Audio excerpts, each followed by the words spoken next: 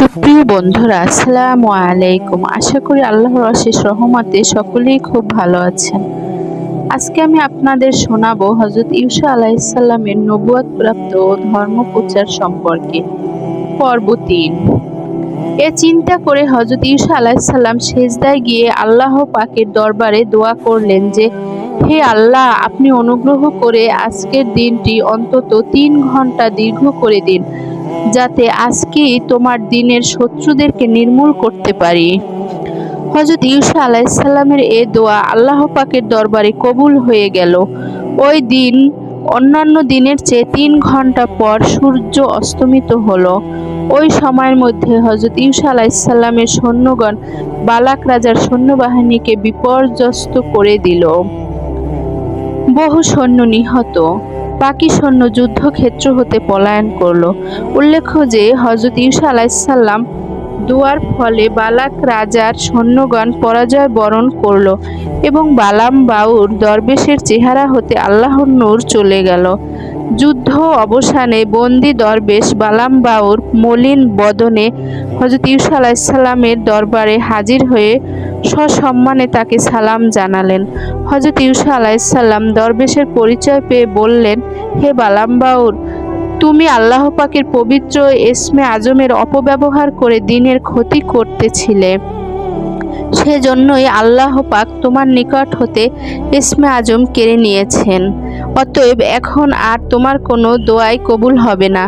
বালাম বাউর পুনরায় ইসমে আজম ফিরে পাবার জন্য হযরত ঈসা আলাইহিস সালামের নিকট বহু অনুনয় বিনয় করলেন, কিন্তু তিনি তৎপ্রতি কোনো ভ্রুক্ষেপ করলেন না।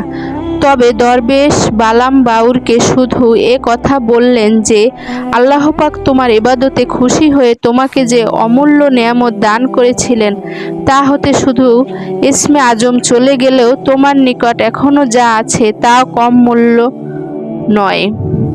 এখন পর্যন্ত তোমার নিকট যে নিয়ামত আছে তার বদৌলতে আল্লাহ পাক তোমার যে কোনো ৩টি দোয়া কবুল করবেন।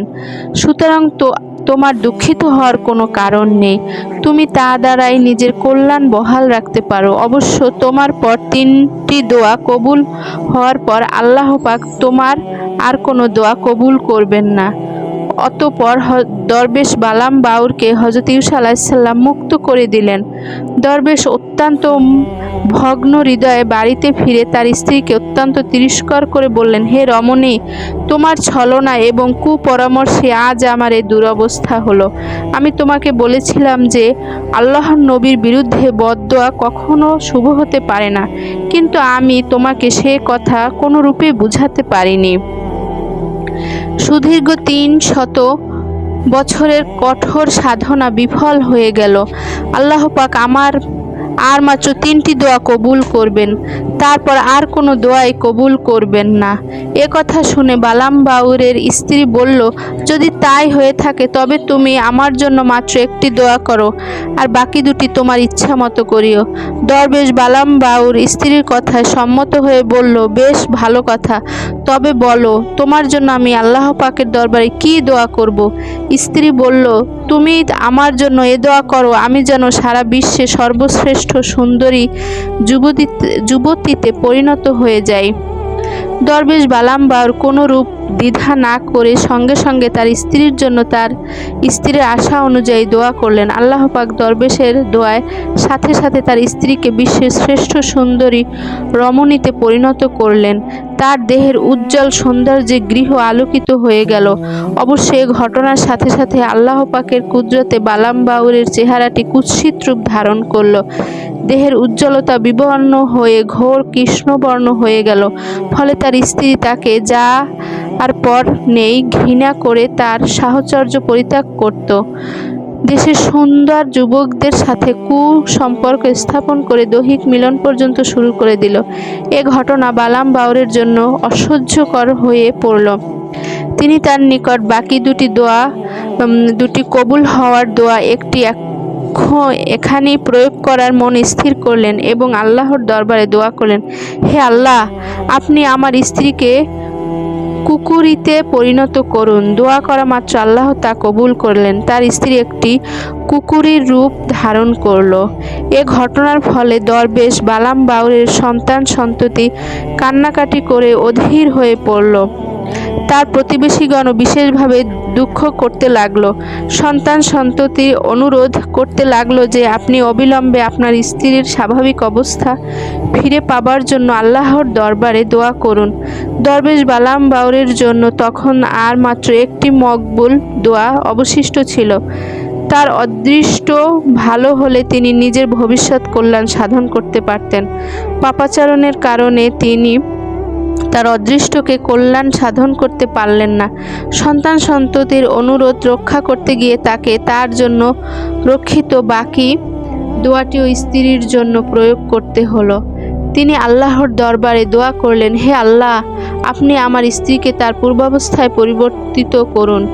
দোয়া করা মাত্র আল্লাহ তার দোয়াটিও কবুল করলেন এবং তার স্ত্রী পুনরায় স্বাভাবিক অবস্থা ফিরে পেল। কিন্তু দরবেশ বালাম বাউরের ভাগ্য খারাপ বলে সে প্রথম হতেই স্ত্রীর মন জয় করতে গিয়ে নিজেকে ধ্বংস এর কোলে ঠেলে দিলেন। হযরত ইউসা আলাইহিসসালাম কাফির রাজার বিরুদ্ধে যুদ্ধ করে যেসব গনিমত লাভ করলেন তা স্তূপ আকারে রেখে দেওয়া হলো। তৎকালে গনিমতের মাল ভোগ করা তৌরাত কিতাবের বিধান ছিল না, বরং তা আগুনে পুড়িয়ে দেয়া হতো। তাই হযরত ইউসা আলাইহিসসালাম তা যুদ্ধলব্ধ সমস্ত মাল পবিত্র তৌরাতের বিধান অনুসারে আগুনে জ্বালিয়ে দিলেন। অতঃপর হযরত ইউসা আলাইহিসসালাম তার সেনাবাহিনী নিয়ে আলী নামক একটি শহরে গিয়ে পৌঁছলেন। ওই শহরে 12,000 লোক বাস করত। তারা সকলেই ছিল মূর্তি পূজক। আল্লাহ পাকের প্রতি তাদের কোনো বিশ্বাসই ছিল না। হযরত ইউসা আলাইহিসসালাম তাদের কাছে দ্বীনের কথা পেশ করার সাথে সাথে তারা তার বিরুদ্ধে যুদ্ধ ঘোষণা দিলেন। হযরত ইউসা আলাইহিসসালাম তাদের সাথে যুদ্ধ করে তাদেরকে ধ্বংস করে দিলেন। এরপর হযরত ইউসা আলাইহিসসালাম পাহাড়ের পাদদেশে কিছু লোক বাস করত। তারা সকলে হযরত ইউসা আলাইহিসসালাম দ্বীন কবুল করে নিজেদের কল্যাণ ডেকে আনলেন। উক্ত পাহাড়দ্বয়ের একটির নাম ছিল আমাদ এবং অন্যটির নাম ছিল জাউন। উক্ত পাহাড়দ্বয়ের নিকট তৃতীয় আর একটি পাহাড় ছিল, ওটার নাম সালেম। উক্ত পাহাড়ি এলাকায় বালাক নামীয় অপর একটি শক্তিশালী বাদশাহ ইউসা আলাইহিসসালামের আগমন বার্তা শুনে সহজেই তার আনুগত্য স্বীকার করে দ্বীন ইসলাম গ্রহণ করলেন।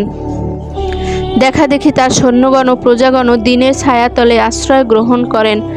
বাদশাহ বালাক ও তার লোকজনকে ধর্মে দীক্ষিত করার পর হযরত ইউসা আলাইহিসসালাম তথা হতে পশ্চিমাঞ্চলে গমন করে দারমানি নামক একটি সম্প্রদায়ের এলাকায় উপস্থিত হলেন। সেখানে পাশাপাশি 5টি রাজ্যে এই একই সম্প্রদায়ের লোক বাস করত। এই 5টি রাজ্যের 5 জন বাদশাহ তারা সকলে একযোগে হযরত ইউসা আলাইহিসসালামের বিরুদ্ধে যুদ্ধে অবতীর্ণ হলো। আল্লাহর রহমতে হযরত ইউসা আলাইহিসসালামের সেনাদের হাতে পরাজয় বরণ করল। হযরত ইউসা আলাইহিসসালাম বেদিনদের সাথে মোকাবেলা ও ধর্ম প্রচার কাজে অতিবাহিত করার পর বনী ইসরাঈলগণকে বললেন, এবার চলো আমরা বালাকা নগরীতে প্রবেশ করে আল্লাহর দরবারে সিজদা করত আমাদের প্রতি আল্লাহর অসীম রহমতে শুকরিয়া আদায় করি। বনী ইসরাঈলগণ তাদের নিজ ভাষায় হিত্তাতুন অর্থাৎ হে আল্লাহ আমাদের পাপসমূহ মাফ করে দিন বলতে বলতে উক্ত নগরীতে প্রবেশ করতে লাগলো। তাদের মধ্যে কিছু সংখ্যক লোক এমন প্রকৃতির ছিল, দ্বীন ইসলাম পালনের ক্ষেত্রেও হঠকারিতা, বিরোধিতা ও ঠাট্টা বিদ্রূপ করত। এমনকি হযরত মুসা আলাইহিসসালামের মতো নবীর সাথেও তারা তর্ক ও বেয়াদবি করত। হযরত ইউসা আলাইহিসসালামকে তো তারা মোটেই গ্রাহ্য করত না। ওই শ্রেণীর লোকজন হযরত ইউসা আলাইহিসসালামের নির্দেশিত হিত্তাতুন শব্দ বলার পরিবর্তে হিন্তুন অর্থ আমাদেরকে গম দাও বলতে লাগলো। আর নগরে প্রবেশ করে তারা আল্লাহর দরবারে সেজদায় শুকরিয়া করার পরিবর্তে দুষ্টুমি করতে হামাগুড়ি দিয়ে রইল এবং হাস্য কৌতুক করতে লাগলো।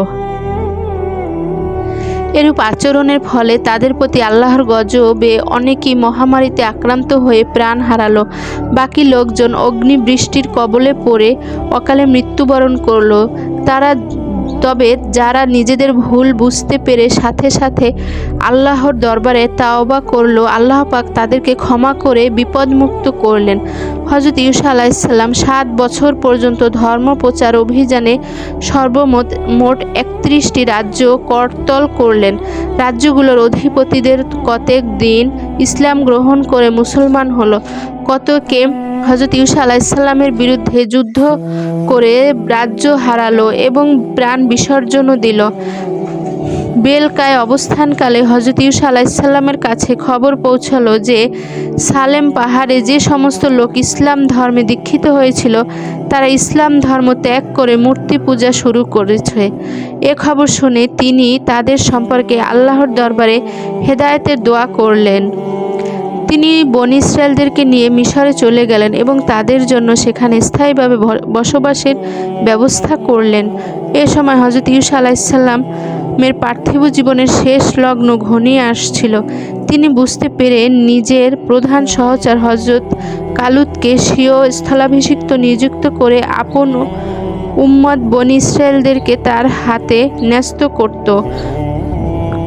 মহান আল্লাহ পাকের দরবারে চলে গেলেন। ইন্তেকালের সময় তার বয়স হয়েছিল ২০০ বছর। কারো মতে তিনি ১৬৯ বছর আয়ু লাভ করেছিলেন। বন্ধুরা, আমার ভিডিওটি আজ এ পর্যন্তই। সবাই শুনবেন, ইনশাল্লাহ সবার ভালো লাগবে।